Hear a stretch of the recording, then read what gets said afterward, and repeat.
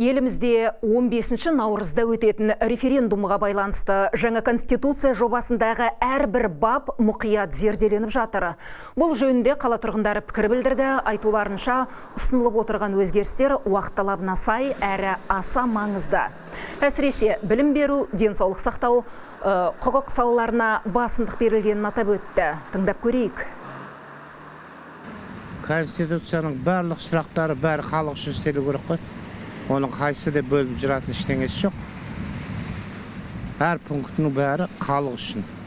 Ол халықтың гарантия өмір сүруге. Мен өзім медицина саласын оқып жатырмын да, сол салаға кішкене өзгертулер керек деп ойлаймын. Экономика саласын арттыруға көп көмектесетін болып жатыр ғой, бағыттары өте көп. Білім саласындағы болып жатқан өзгерістерді мен өте жақсы құптаймын. Өйткені жаңа жас ұрпақ тәрбиелеуге бізге өте қажет қой. Ол білім саласындағы өзгерістер болсын, медицина саласындағы өзгерістер болсын. Жалпы барлық салалардағы жаңа заң жобасын қолдаймын. Конституцияда өзгерейін деп жатқан, жаңа еніп жатқан заңдарға қосылам. Олардың адамның жұмыс еңбектерін қорғайды дегенге де сенем.